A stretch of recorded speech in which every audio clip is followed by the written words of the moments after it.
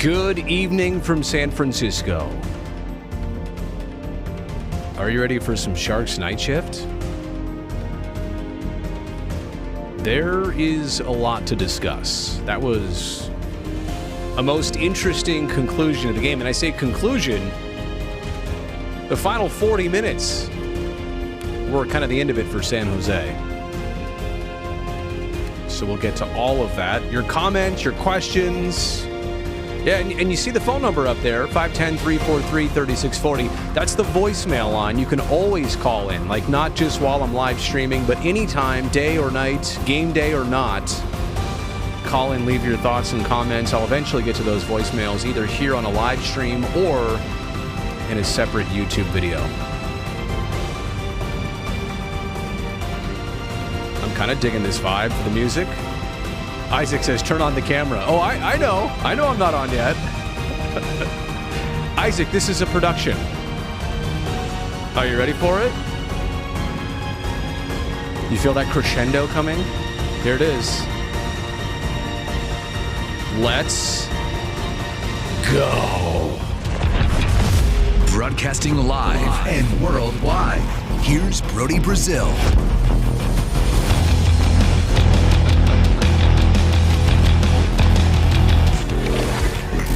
Okay, I said that, but then I actually screwed things up. I have too many songs going on right now. Oh my gosh. Wait a second. Let's just start this from scratch. Okay, let's try this again here. Okay. Broadcasting live and worldwide. Here's Brody Brazil. Oh my gosh. It's that type of night. Oh, this camera, look at that. That camera's out of focus. It's not even ready. Oh my goodness. What are we doing here? Sharks Night Shift. Well, we're officially on. I do know that. I feel like this stream started how the game ended. I've seen a lot of regular season games, and I don't want to make too big a deal out of this. Like, we're 4 games in. It's mid-October. New coach, a lot of new players, but at the same respect. My goodness, to be up 2-0. And actually to start the game 11 minutes and 15 seconds without a shot. Sharks didn't get their first shot on goal until Chicago already had 6. And they do get some shots, and then they do get a goal, and then they get a second goal, their first multi-goal lead of the season, and that's how they go into the dressing room. However, it quickly evaporates in the second period. 7:21, Jonathan Toews, 2-on-1. It turns into like a 1-on-none, actually. Kind of walks in and scores. And then Lafferty once shorthanded. Then Lafferty twice shorthanded within a span of 2 minutes and 18 seconds. It was just such a quick strike. On 2 different power play opportunities for San Jose, it's mind-boggling. I mean, this is a team that is so good on the penalty kill, right? They're able to be structured, responsible, defensive-minded, right? When they're shorthanded, when they have less bodies on the ice, they're near flawless defensively. And then they get into this situation where they've got the extra attacker, and instead of creating momentum, they get scored on 2 times shorthanded within 2 minutes and 18 seconds. And both by the same player, Lafferty, assisted by Dickinson, who also scored the 5th goal tonight for Chicago later on. I think what's most frustrating about this game is that you looked at it and said, okay, difficult opponents in Nashville twice and Carolina last night. Okay. But this is the one against Chicago, also winless. This is the one where you establish. You score 2 goals, you get it for the 3rd straight game, you score first. This is the one you get. And this is the one where you start to build on. Instead, this is the one where, quite honestly, of all the losses, I mean, this is easily the worst of this season. This goes down as one of the worst losses of the last couple years in the regular season. And I could think of that Tampa Bay game, was that last season, where I think the Sharks lost 7-0. But that's a different story, right? When you're totally out of the game from the very beginning to the end, and I think they were depleted last year with some injuries, and it was later in the season. Okay, but this is, fresher legs, new season, more inspiration, new players, detached from all the struggles of last year. And to go up 2-0 and to allow the next 5 goals of the game unanswered. I think that's the unfortunate part of this. Let me also mention here, and I mean, it's kind of bizarre when you look at how it played out, but Erik Karlsson was actually on the ice for every single goal tonight, for and against. And so there you have Erik Karlsson, -3. But it did have what turned out to be a goal, actually. Credited to him. I thought it was initially a Couture goal, but must have went off a Chicago skater. So a goal and an assist for Erik Karlsson. And part of what put San Jose ahead and had them looking good and gave them some momentum, but then was on the ice, I believe, for every single goal after that. Yeah, there he is. Look at this. 65, 65, 65, 65, 65, 65, 65. And some other players. Looks like Mario was out there for 1, 2, 3, 4, 5 of them, of the total 7.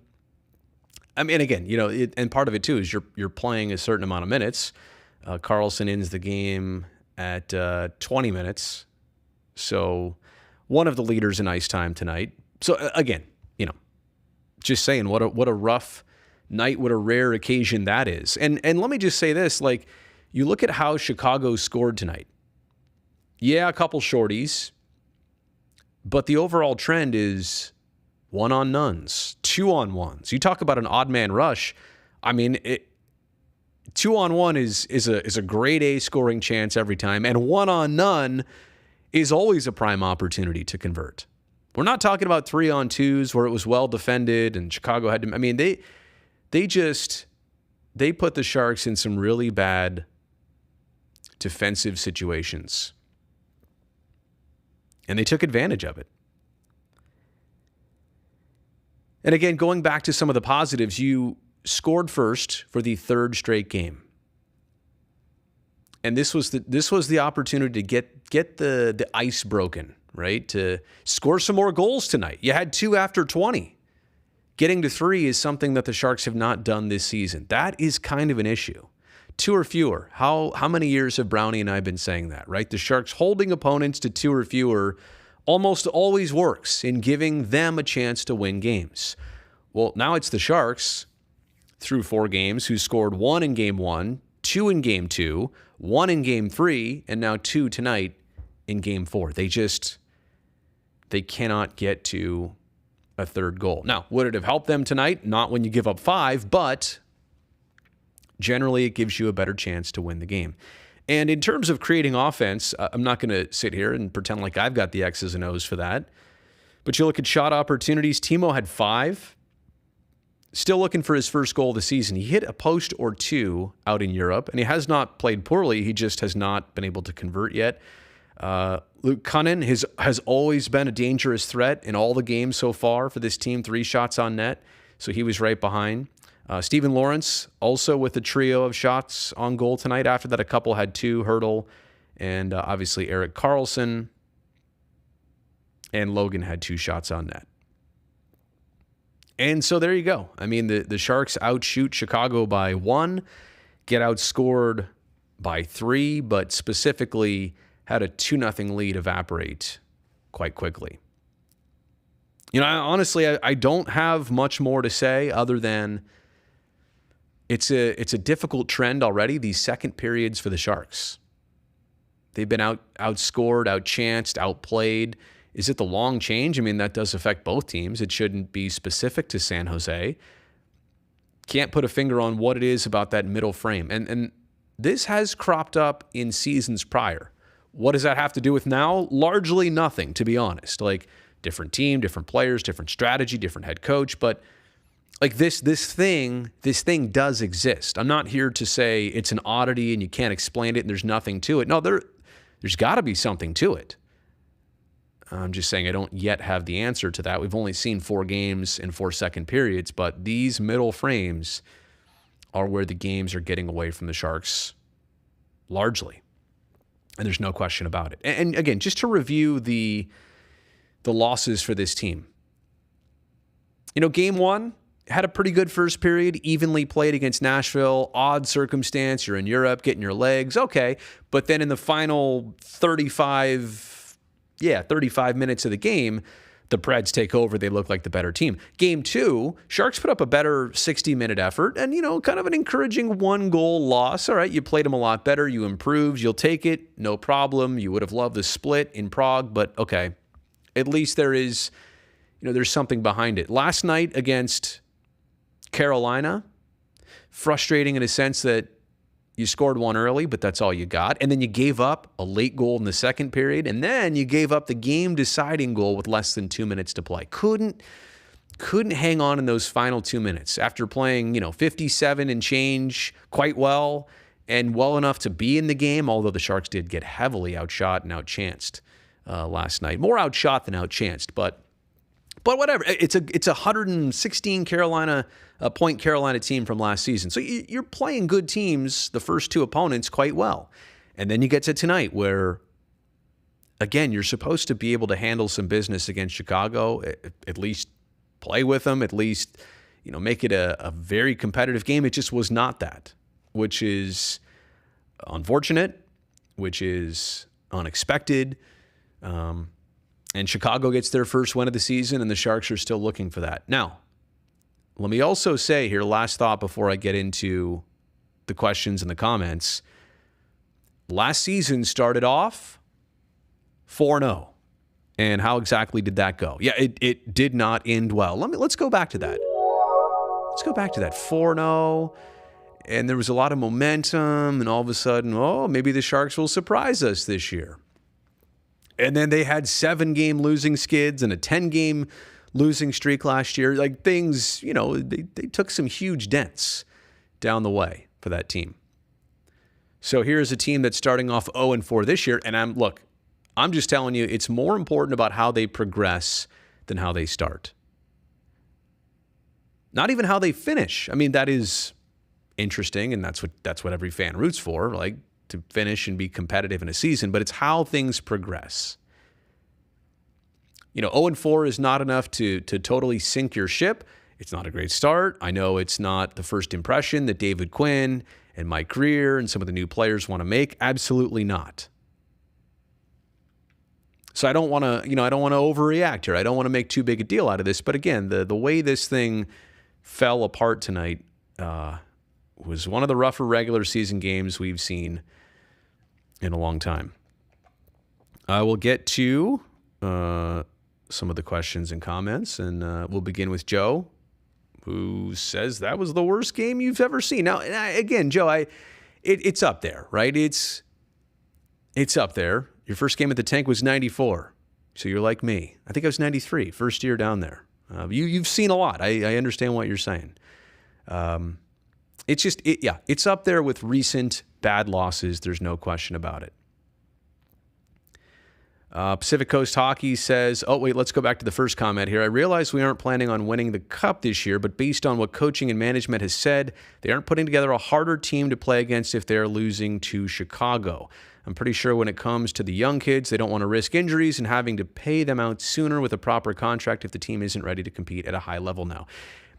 I know that might be a perspective, but I also think the other part of it is that one of the issues with the Sharks in prior seasons is that there were so many call-ups that didn't pan out, and there was so much hope for a lot of young players. And I could run through the list of names. You'd remember all these names, and you'd say, where are they now?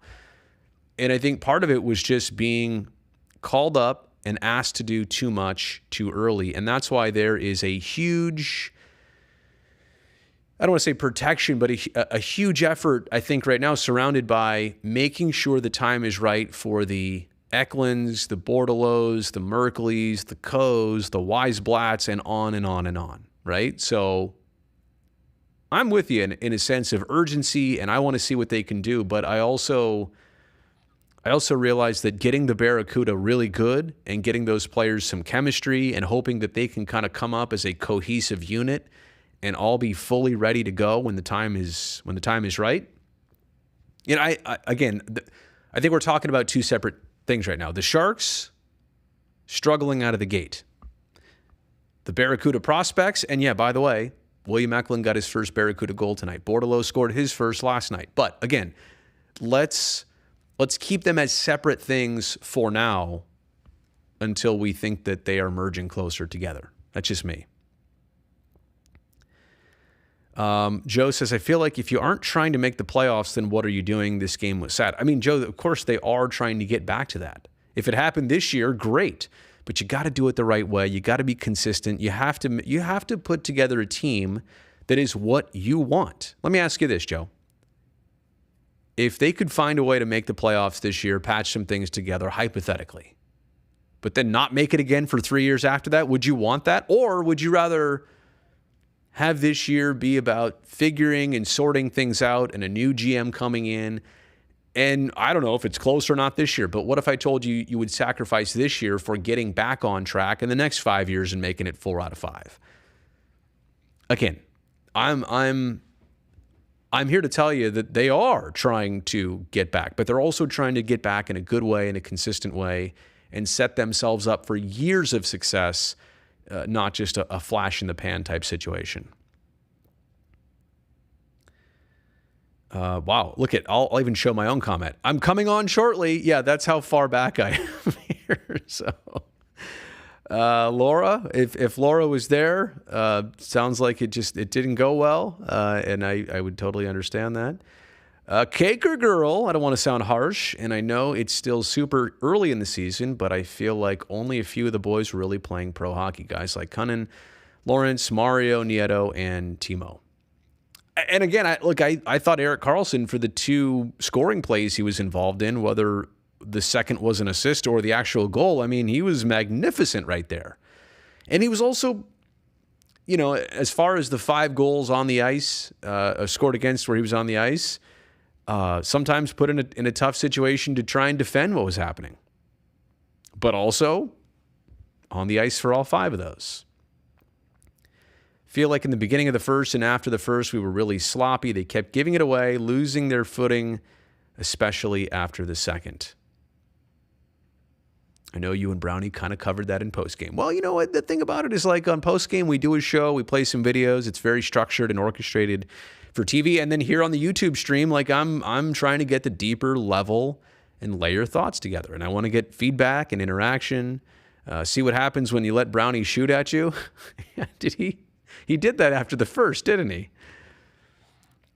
See? And Aiden's got it right. Second period's being bad or back. See, I don't know how that is, why that is, what causes it, what gets it to go away. It is a thing, right? I mean, you recognize it too. It is a thing. Let's see what else we got here.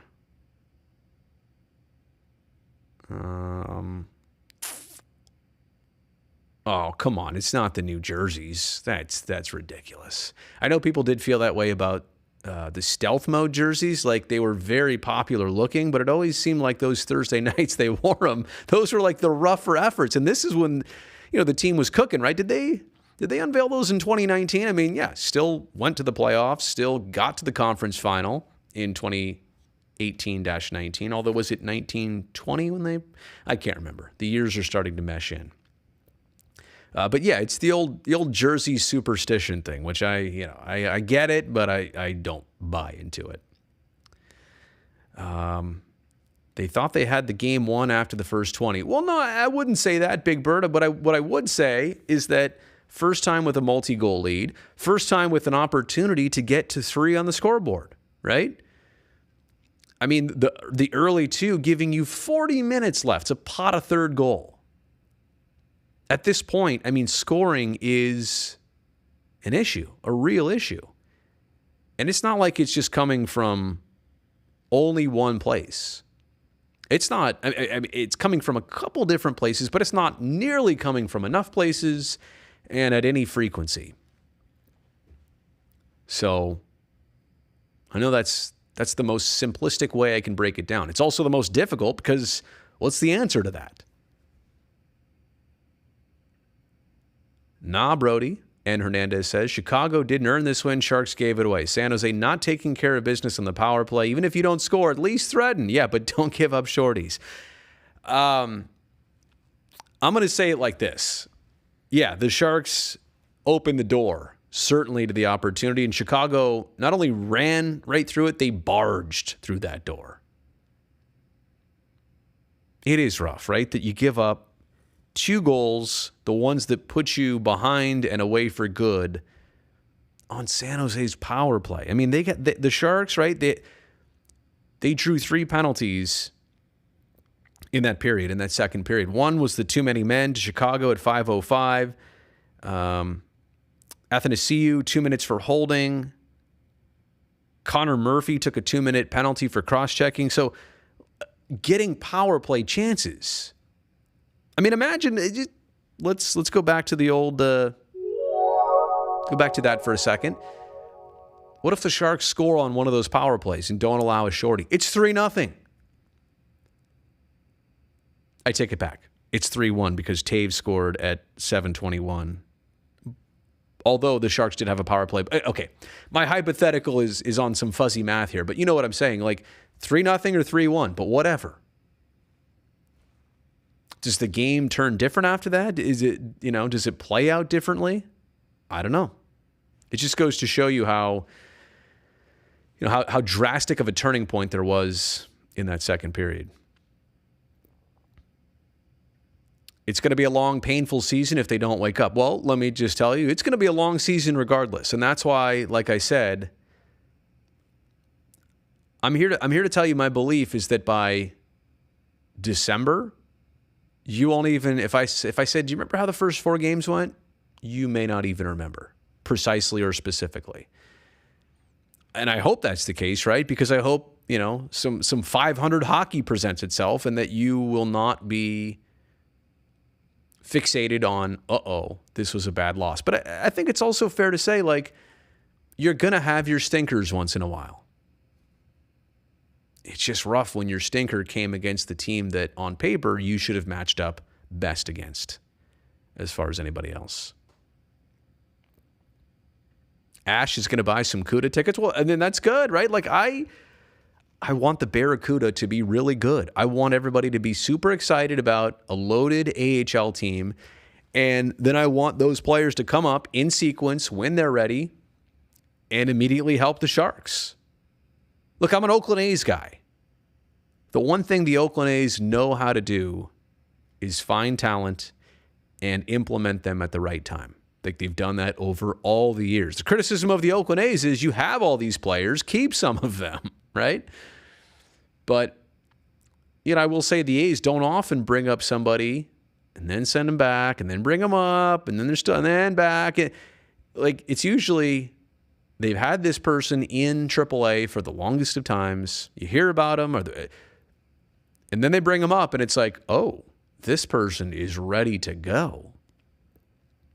So let's hope that's the case here with a couple of the Barracuda. Yeah, and see, said that before. You probably commented this before I said it, but 4-0 last season to start. I can't promise you it goes the other way, but you know what I'm saying.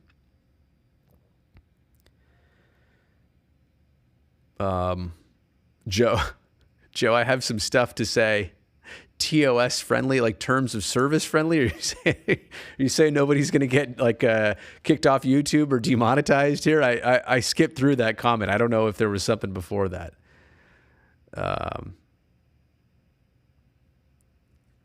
Eklund and Board better be in the lineup on Tuesday. I don't think so. Again, Christopher, you don't. I think the Sharks committed to them being there for a while, and that's a good thing. I know that's it. That's a hard thing if you're impatient like me, but I think that's a good thing.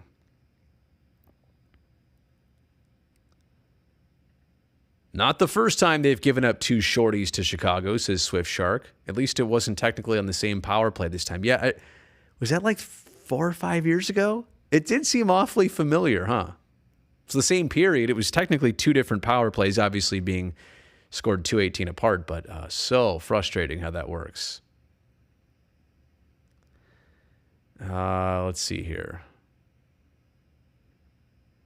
Do you know Do you and Curtis know which games you're going to be at the tank for? Going to Marlowe's retirement night? And would love to meet you and Brownie if you're going to be there in person. Dalton, I would imagine that we will be. That seems like a signature event. Oh, speaking of that, we've got to do a little Doug Wilson commentary here, which I can't believe. I meant for that to be part of kind of like my opening of all this. I didn't get around to it. So I'll do that here in a second if I don't see anything else. Timothy, thank you for the baseball update. I am pulling for the Padres to, one out away, to do it to the Dodgers, right? That's something everybody around the Bay Area can pull for. They only have one scoring line. It's going to be a struggle to score. I mean, got to create, got to do something. I mean, that is clear to me that it was a problem last year. You hope that some veteran presence could deepen your roster, deepen your lineup. And what I mean is that you can't just get it from Tomas, Timo, and Logan, and that's it. All right. Well, all right. The baseball game sounds like it's over. So there you go. How long before Eklund and Bordelot or any other Cuda kid get the call up? Yeah, you have to know, Mini Hulk, that if you do this, that you're giving them the best chance to succeed, and that the chances are they're not going back. They can, but that is not the intent, right? The intent is to bring them up. This is it. And let's see how it goes. Did Drew need to step up to the interview with number 7 with Nico Sturm first intermission? You saw that? Now you know how I used to feel back in the day. And I think Drew might be a little bit smaller than Brazil, actually. I don't know if we've ever gone back to back. You know what it is too, is that when the player's on skates, that adds an extra 3 or 4 inches of height probably with the blade holder and everything else. So Nico's tall. Drew and I are not. I think that was very apparent. Do you like the sound effects? All right. I could do a couple of those once in a while. Let's see here. The Leafs were pretty successful at stacking an AHL team with top prospects, winning a Calder, and then integrating them into the big club, hitting the ground running. And again, if you can wait for it, and it doesn't even have to be a full season thing. It could be a half season thing. You could be getting the ultimate Christmas / Hanukkah present by the middle or end of December. You know what I'm saying? Like, again, if you're thinking about it in timing, let these guys get a really good start. Let them get a vibe going. Let them get a thing going. But you got to hope that happens too, right? Oh, and everybody... Oh, sorry, I didn't mean to click on this one. This one first. Connor Bedard. Did he turn 18 yet? Is he? I get it. People see what they see. We're talking about an 18-year-old here. 17 or 18? Wait a second. Let me do the...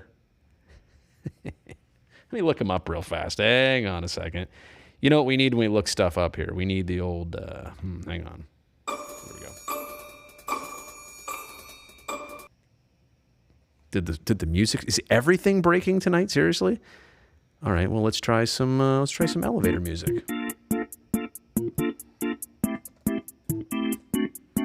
Connor Bedard. Oh, still 17. Yeah. Oh, and just turned 17 July 17th. This dude was born in 2005. 2005. You know what's crazy to me is, and everybody's talking about a good draft too, and I think, like, look, that's obvious, and that's a good thing for the league. But what's crazy is that, where is it here? Like, everybody's talking about this young man as your savior. Look at him. I mean, I'm old, but he's so young. And I know, I get it. People are good at figuring out who's going to be the next best thing. I totally understand it, but when I hear people talk about, oh yeah, get Bedard, tank for Bedard, that's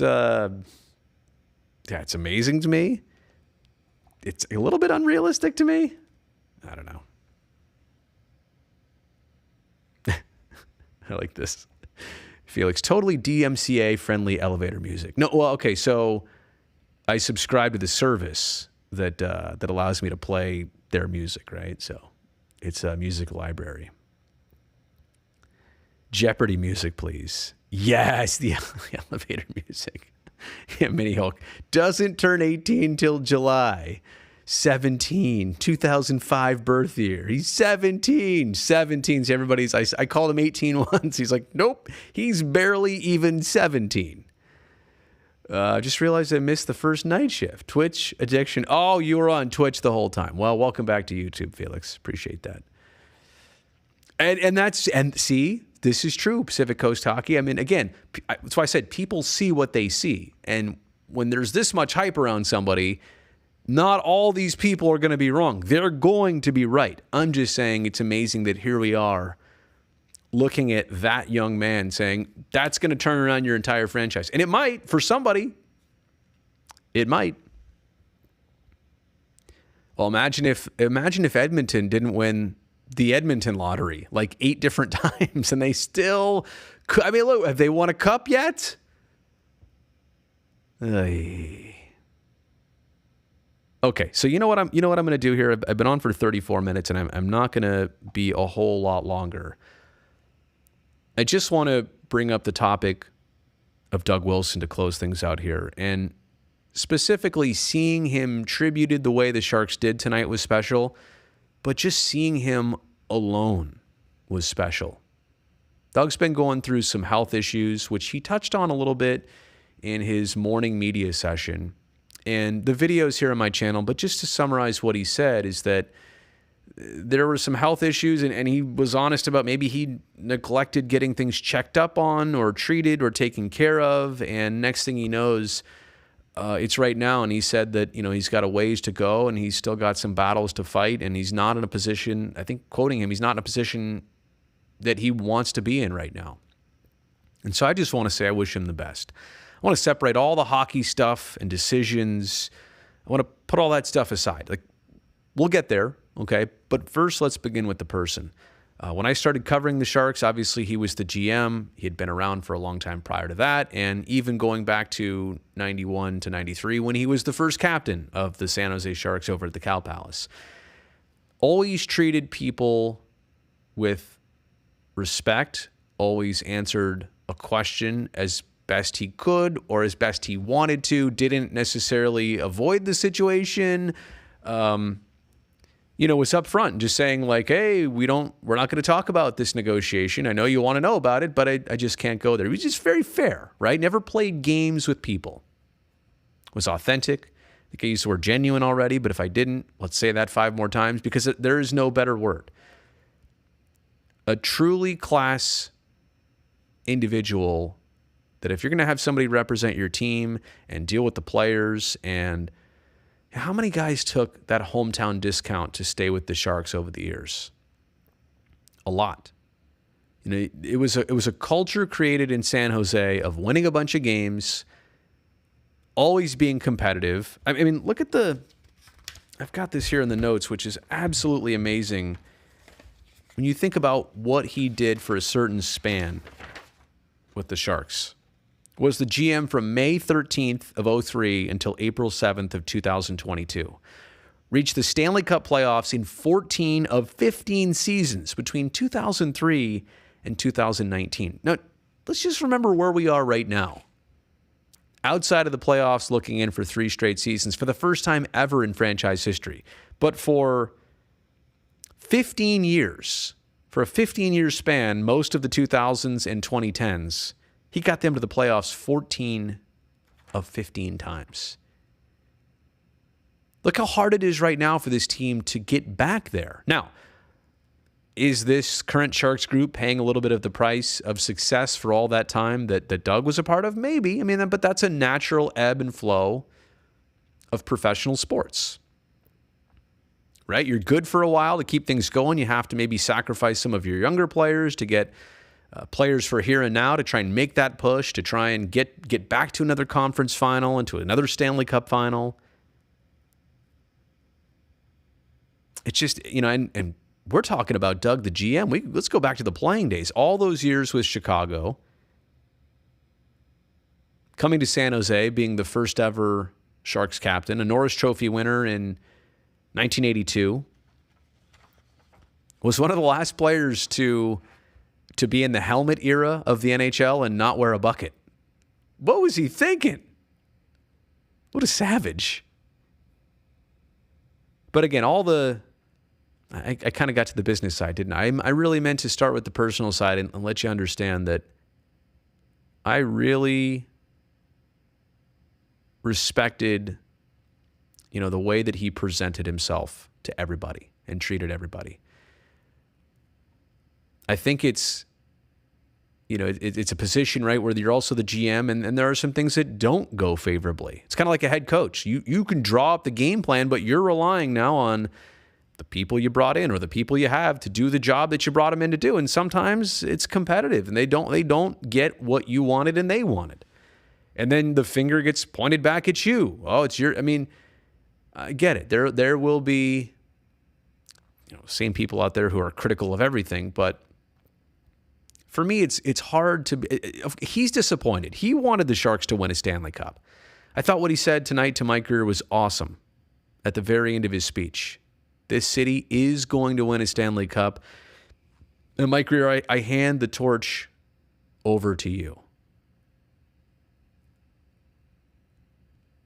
It's not for a lack of effort or care or compassion or blood, sweat, and tears that Doug and all his hockey people put into the team over the years. So I just want to say,